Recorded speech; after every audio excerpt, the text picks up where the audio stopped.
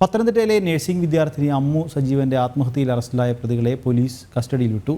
ഈ മാസം 27 വരെയാണ് കസ്റ്റഡി കാലാവധി. പ്രതികളെ കൂടുതൽ ചോദ്യം ചെയ്യണമെന്ന പോലീസിന്റെ ആവശ്യം പരിഗണിച്ചാണ് പത്തനംതിട്ട ജുഡീഷ്യൽ 1-ാം ക്ലാസ് മജിസ്ട്രേറ്റ് കോടതി കസ്റ്റഡിയിൽ അനുവദിച്ചത്.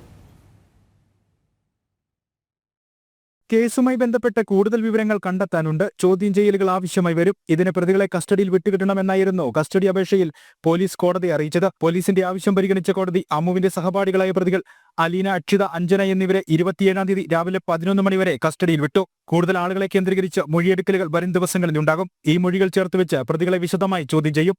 പ്രതികളുടെ മൊബൈലുകളിലടക്കം തെളിവുകൾ അവശേഷിക്കുന്നുണ്ടെന്നും പ്രതികളിൽ ഒരാളുടെ ലോഗ് ബുക്ക് കാണാതായതിൽ ദുരൂഹത തുടരുന്നുണ്ടെന്നുമാണ് പ്രതികളെ നേരത്തെ ഹാജരാക്കിയപ്പോൾ പോലീസ് കോടതിയെ അറിയിച്ചത്. ആവശ്യമെങ്കിൽ പ്രതികളെ സംഭവ സ്ഥലങ്ങളിൽ എത്തിച്ച് തെളിവെടുപ്പ് ഉൾപ്പെടെ വരും ദിവസങ്ങളിൽ നടത്തും. കൂടുതൽ ആളുകളെ ഉൾപ്പെടെ കേന്ദ്രീകരിച്ച് അന്വേഷണം നടത്തണമെന്നാണ് അമ്മുവിന്റെ കുടുംബത്തിന്റെയും ആവശ്യം.